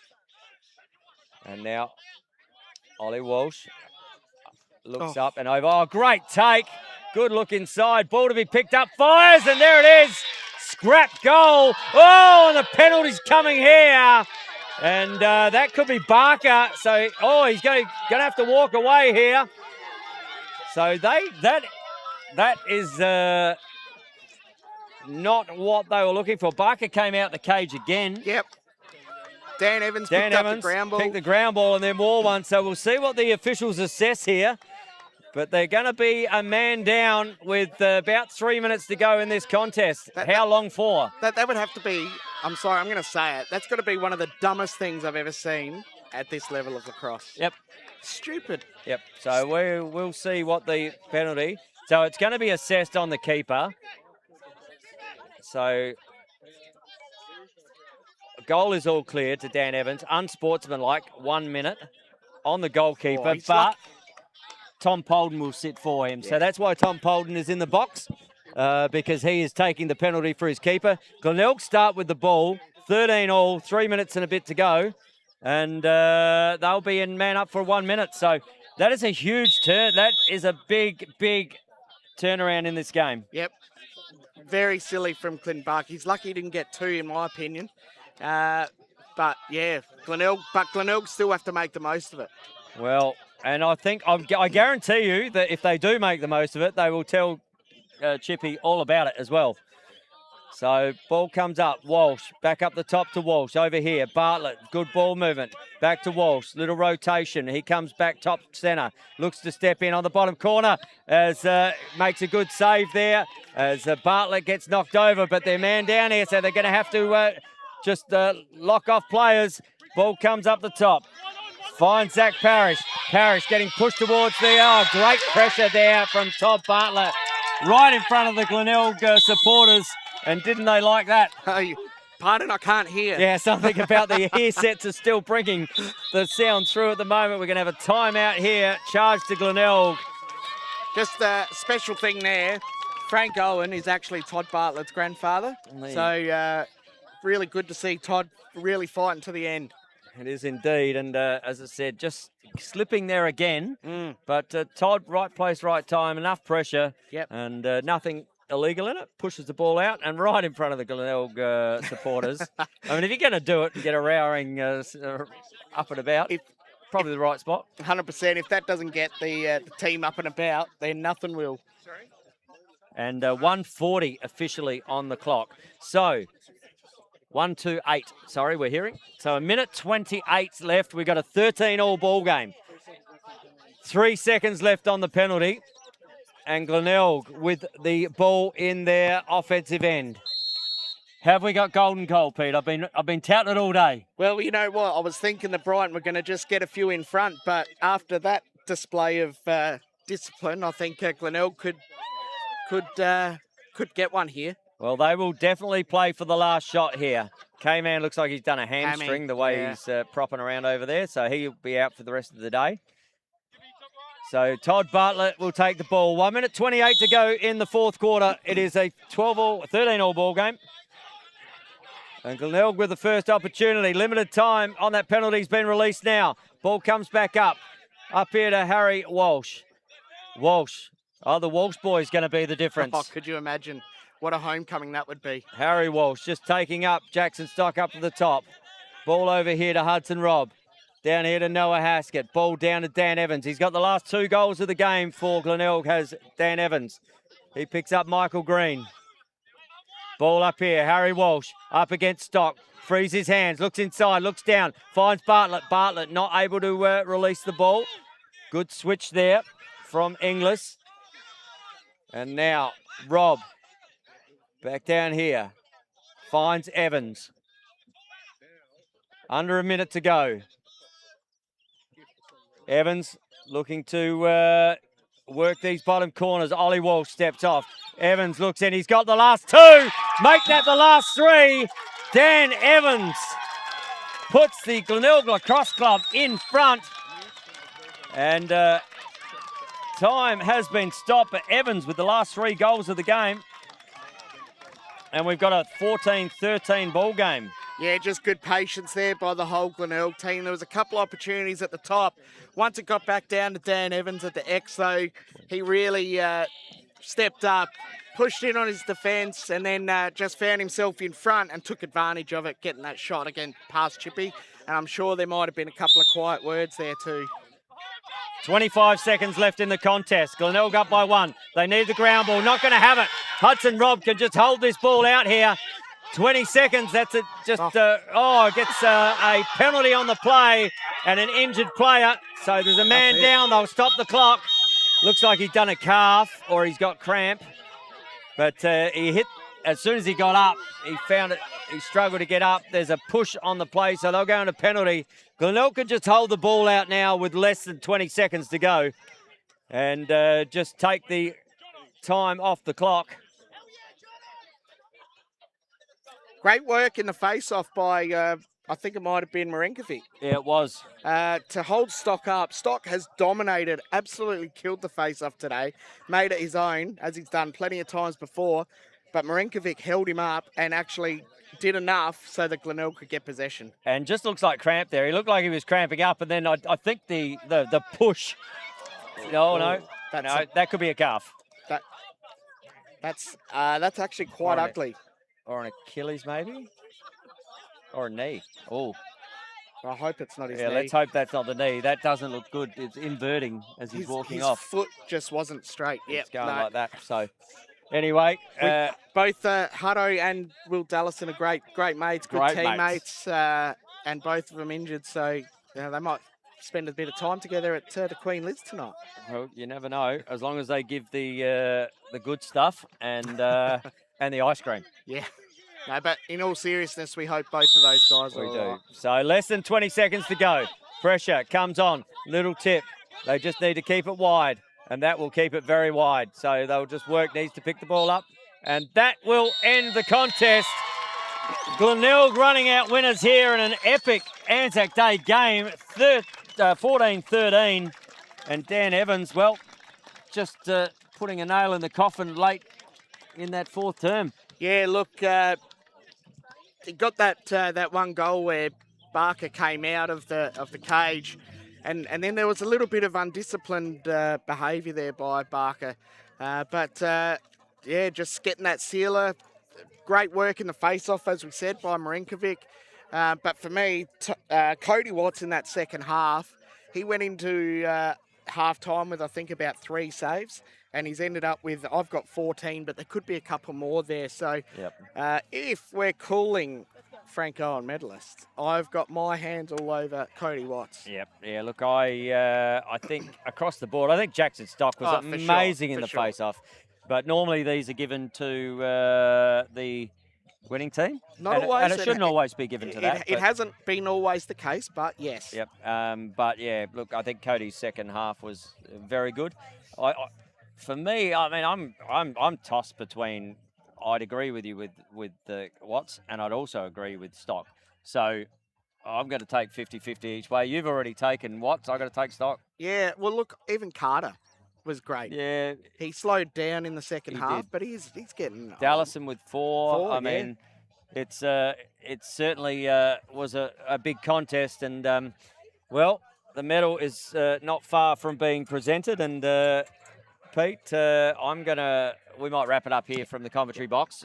Thank you so much for stepping in. Always a pleasure to be here with you. Just love it, mate. It's great fun, and anytime you want me here, mate, I'm right next to you. T is for team, and very happy. And to all the guys behind the scenes as well, Scotty and Blake, and up on the camera, Sam Boise up there. And the first game we had Anastasia Aravayakis. Doesn't come to you without the volunteers that we do have on the Australian Lacrosse Network. And but there's a lot of work done behind the scenes to bring this live free action to you. It's been great to have you on ANZAC Day. We still have a medalist to present, and I'm going to head off, Pete, as we shut down here. On behalf of myself and Pete Greenhouse, until the sticks are swinging, we'll see you soon on the Australian Lacrosse Network.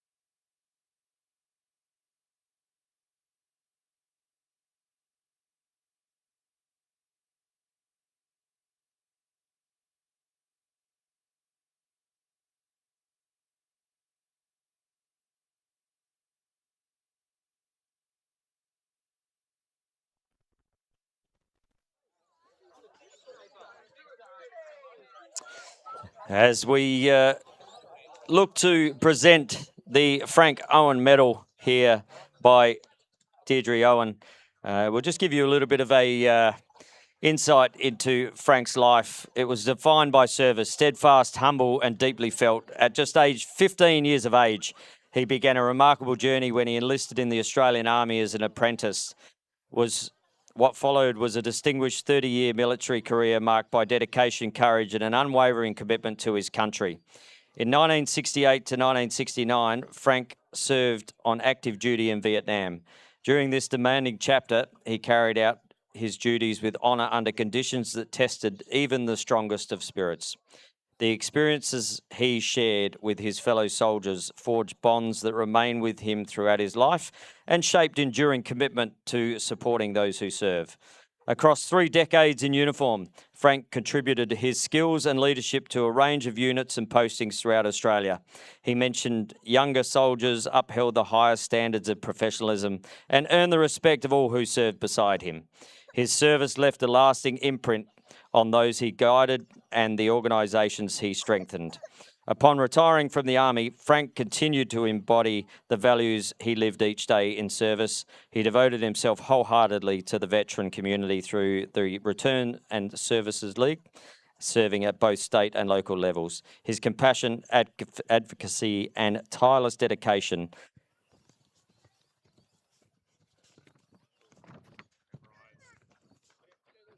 made a memorable difference to veterans and their families, ensuring that their sacrifices were honoured and their needs heard. In recognition of his extraordinary commitment to veterans' welfare and community service, Frank was awarded the Medal of Order of Australia in 2009, a fitting tribute to a life lived with purpose and integrity. Frank's legacy is one of courage, loyalty and service to others. He touched countless lives, and his memory endures in the communities he strengthened, the veterans he supported, and the many people who had the privilege of knowing him. This medal is in his honour. And today, the Frank Owen Medal, presented to the one who had Frank's attributes, mateship, bravery, and the spirit of the ANZACs, goes to number 11 from Brighton, Jackson Stock. Thank you very much. Thank you. Cheers, thank you so much. I'd just like to thank Glenelg for playing us. It's always a good game, and we always have a lot of fun. It's really good competition. Lacrosse isn't about just winning or losing. It's about that really hard competition, which is what we always have with you guys. So it's something me personally, I really like, and I think we all really like that. It makes the game grow and it makes it a lot better. So we just hope Will's okay. He's just gone off in the ambulance, so he'll be all right, hopefully. Anyway, yeah, good game, boys. Yeah, couldn't have had any other way. It was close. So, yeah, thank you very much. Cheers. Jackson Stock there with the Frank Owen Medal. That will conclude our events here for the day. Congratulations to the Glenelg Lacrosse Club, and may you have a great rest of the season, both teams.